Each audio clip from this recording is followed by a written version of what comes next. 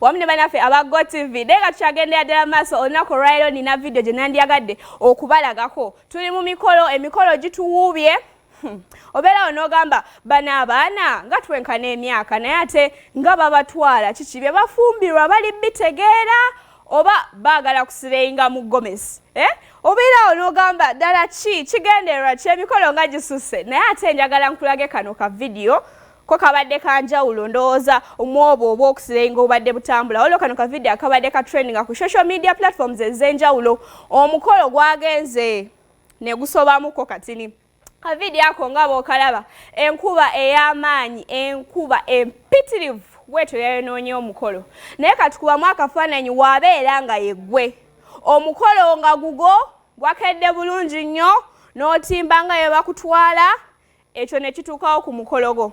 mazima ddala laba abako bawanika ekkanzu basobole obbeera nga ate bafuna ew'okuyita keeki mmere byonna omo mu mazzi nga ogalaba sina amazzi mwaga amazzi gere mugalaba enkuba ey'amaanyi okufaako obufira bw'engeri gye yeyonoonyeemu laba keeki mazima ddala ka keeki aka white akabadde kagenda okuweeseza ddala omukolo ekitiibwa naye kati gwali ewaka kubisaamu akafaananyi wabeera nga yeggwe kiki yabadde ntuuko omukolo baaguloze waliwo gwe babadde batwala ng'alina olwedde gwe yatwala kiki kubaganyaamu awo ebirowoozo ki ekiyinza obba nga kyaleese eno embeera in most cases abantu bagenda ne boogerera batateeka mikolo waabwe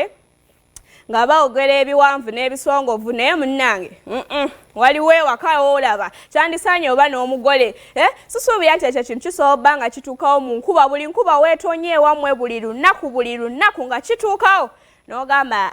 nze omukolo gwange era awo wenja oguteeka naye ate munnaye tomanya esobola obba nga just yabadde ntuuko nga bulijjo enkuba tetonya bwetyo naye ate era eno sizoni gye tulimu sizoni ya nkuba kati gwali awaka kubaganyaamu ebirowoozo oba nga gwe mugole oli munda olabira mu ddinisa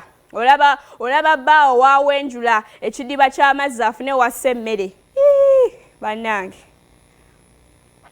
bamukoze bubi nnyo bamukolere ddala bubi nnyo naye nga tukyali ku program kiri kitya my beautiful name is Faima kankolemuko katini went ate ngena bankomawo